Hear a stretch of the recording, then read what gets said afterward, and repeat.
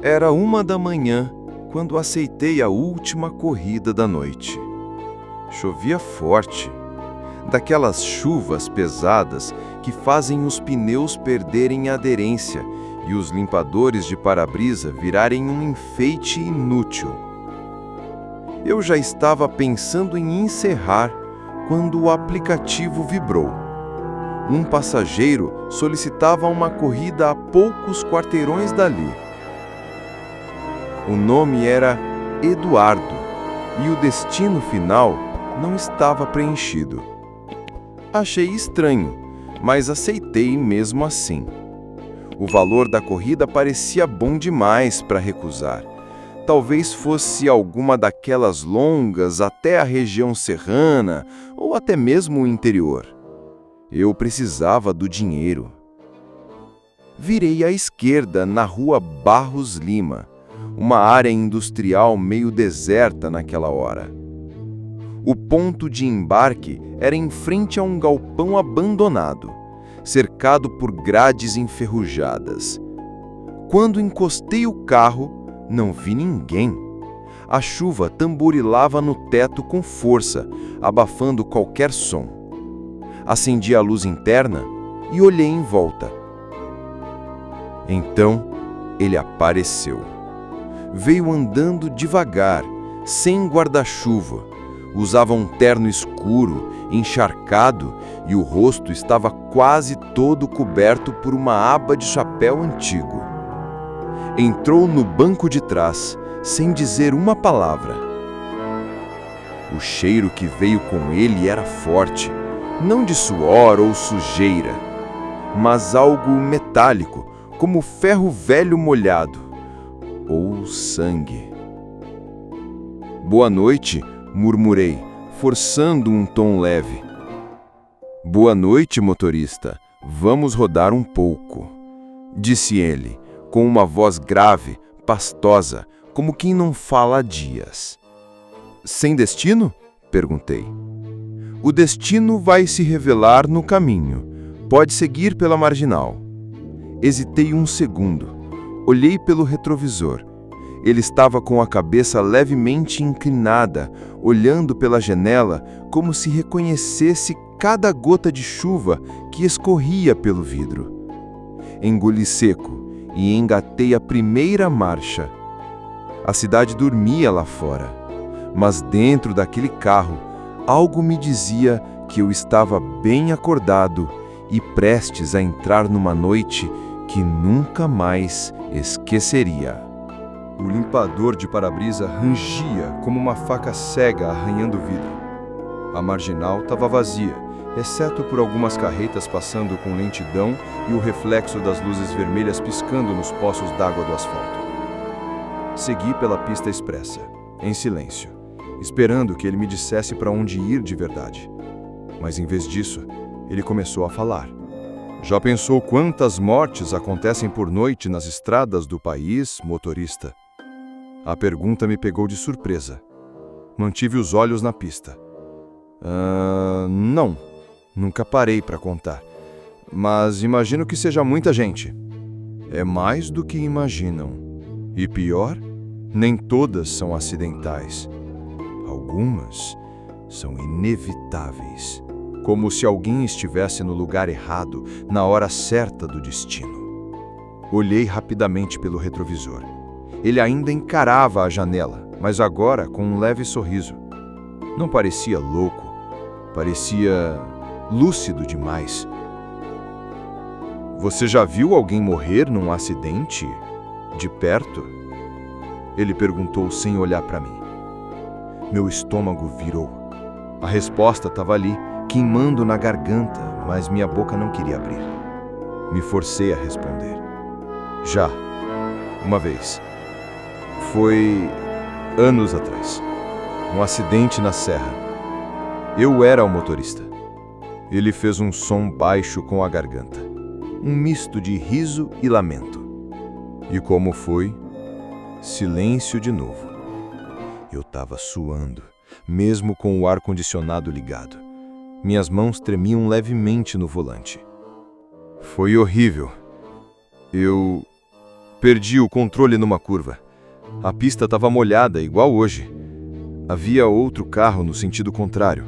Tinha uma mulher e uma criança no banco de trás. Não deu tempo. Ele virou o rosto lentamente na minha direção. E você acha que esqueceu? Não. Nunca esqueci. Não mesmo. A maneira como ele disse aquilo me deu arrepios. Como se ele soubesse. Eles morreram, não foi? Minha voz quase falhou. Sim. Ele assentiu devagar, como quem confirma algo que já sabia. E você continuou dirigindo? Eu tive que continuar. A polícia disse que foi culpa das condições da pista. Ele suspirou. Fez um gesto com a mão apontando em direção à Ponte do Limão. Vamos por aqui. Estamos chegando mais perto do fim da viagem. Mas o destino ainda não foi inserido. Já foi. Você só não quer enxergar. Meu coração começou a acelerar. Havia algo errado. Muito errado. E mesmo assim, eu continuei dirigindo. Atravessamos a Ponte do Limão em silêncio. Lá fora, a chuva parecia pior. O som das gotas grossas contra o teto do carro agora se misturava a trovões distantes. As ruas, quase desertas, pareciam mais com corredores de um pesadelo do que vias da cidade. Pegue à direita, ele disse, apontando com o dedo magro e pálido. Era uma via de acesso secundária pouco iluminada, que levava para um trecho antigo e mal cuidado da serra, hoje quase abandonado. Meu estômago deu um nó. Eu conhecia aquele caminho. Era o mesmo da noite do acidente. Tem certeza? Essa estrada leva pra... Eu sei para onde ela leva. Continue. A garganta secou. A voz dele não soou como um pedido. Foi uma sentença. Conforme subíamos, o farol iluminava apenas alguns metros adiante. Os arbustos altos nas laterais pareciam mais próximos do que deviam, e a névoa começou a surgir do nada, como se estivesse esperando por nós. O carro derrapou levemente numa curva, e meu coração disparou. Segurei firme o volante, mas senti aquela velha sensação, a de que algo fora do meu controle tomava o comando. A estrada, o tempo, até o carro, tudo parecia obedecer a um roteiro que não era meu. Você lembra o que ela disse antes de morrer? Ele perguntou, com a voz baixa, quase um sussurro. Senti um arrepio percorrer minha espinha. Minha visão ficou embaçada por um segundo, como se alguma coisa me puxasse de volta para aquela noite. Sim, eu lembrava. A mulher tinha dito algo antes de fechar os olhos pela última vez, presa nas ferragens, com sangue escorrendo pela testa. Por que não parou? Foi isso. Uma pergunta. Uma maldita pergunta que me assombrava desde então. Ele riu. E agora, por que não para? Eu pisei no freio. Nada. O pedal estava duro, travado. Que porra é essa? Gritei, pisando com mais força. O carro não respondia. A direção endureceu. Era como se estivéssemos deslizando, direto rumo a alguma coisa. Olhei pelo retrovisor. Ele estava sorrindo. Mas agora eu conseguia ver melhor o rosto dele. E eu o conhecia. A neblina agora era tão densa que mal dava para ver o fim do capô. O carro deslizava como se estivesse sobre gelo, apesar de eu mal tocar o acelerador. Tudo parecia suspenso. A realidade se distorcia ao meu redor, e o que antes era estrada, chuva e serra, agora era um corredor silencioso de lembranças que eu nunca quis revisitar. Olhei de novo pelo retrovisor, e ali estava ele. O rosto dele era o mesmo do homem que dirigiu outro carro naquela noite, o marido da mulher, o pai da criança. Eu o vi brevemente quando saí do meu veículo, ensanguentado, tentando ajudar, ou fingindo que ajudava, mesmo sabendo que já era tarde.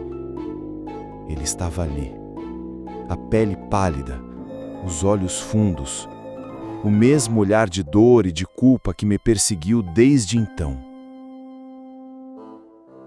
Você... Minha voz saiu num sussurro sufocado. Você morreu. Todos morremos, motorista. Alguns antes, outros depois. Mas há um instante exato em que tudo se parte. E você cruzou esse instante sem querer olhar para trás. Eu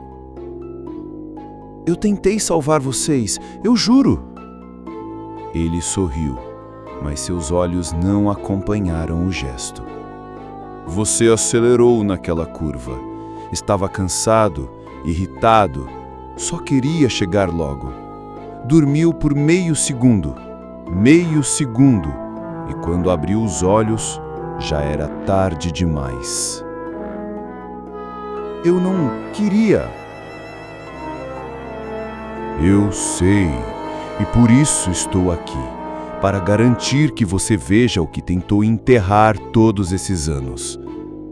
A estrada terminou abruptamente diante de nós, mas o carro não parou, não freou.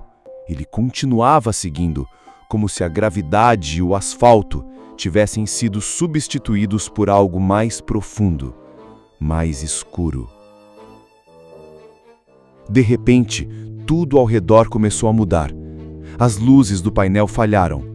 A chuva parou de bater no vidro, mas eu ainda ouvi ela cair lá fora, em algum outro tempo, em algum outro lugar. Pisquei. E estava de volta. Não na estrada, mas no local do acidente, exatamente como eu o lembrava. O carro capotado, a mureta quebrada, o cheiro de gasolina no ar, o som da sirene distante e o choro da criança, antes de parar. Eu estava lá. O carro que eu dirigia, parado no mesmo ponto. E eu agora fora do meu corpo, observando. O passageiro, ele, saiu do banco de trás e caminhou até mim. Está pronto para lembrar o que realmente aconteceu? A chuva caía como um véu entre eu e o passado. Ali estava eu, mais jovem, trêmulo, ajoelhado ao lado da ferragem retorcida, com sangue nas mãos e olhos arregalados. O barulho do motor ainda roncava baixo ao longe e as luzes vermelhas piscavam na traseira do meu carro intacto. O homem, aquele que agora era meu carona, se aproximou da versão mais jovem de mim, mas ninguém reagiu à presença dele. Ele era um espectador, ou algo além disso. Olhe de novo, motorista, disse ele ao meu lado. Olhe de verdade. Me forcei a ver. A cena que enterrei há anos. Não só o acidente, não só o impacto, mas o que veio depois. Eu vi a mulher ainda viva, sufocando em dor, estendendo o braço para fora da janela estilhaçada, pedindo ajuda. E eu hesitei. Não por medo, não por desespero, mas por covardia. Eu recuei. Naquela fração de segundo, eu temi ser preso. Temeroso pela minha vida, pela minha carreira, eu não fui até ela. Dei alguns passos para trás, escondi o celular no bolso e quando ouvi os primeiros gritos de testemunhas chegando do morro acima, fingi que havia acabado de sair do carro. Chorei, berrei, mas não voltei para tentar salvá-la. Você se esqueceu desse momento, ou escolheu apagar, ele sussurrou. Eu caí de joelhos. A culpa, que sempre esteve ali, se tornou insuportavelmente real. Um peso físico, um calor nos olhos, na pele, nos ossos. Ele se abaixou ao meu lado. Isso não é punição, é a travessia. Chegou sua hora de lembrar o que você é e seguir com o que deixou inacabado. Seguir? Seguir para onde? Ele apontou para o carro capotado. As portas agora estavam abertas. Uma luz fraca, alaranjada, vinha de dentro. A mesma luz que dizem que se vê no fim. Você morreu há alguns minutos. Aquela derrapada na serra não foi só um susto. Seu coração parou ali. Você só precisava entender por quê. Eu encarei o abismo daquele carro como quem encara um espelho. E agora? Agora você dá carona para si mesmo. E ele sorriu. Um sorriso cheio de dor, mas também de paz. Entrei no carro. Pela última vez. As luzes se apagaram. A chuva cessou. E o silêncio finalmente fez sentido.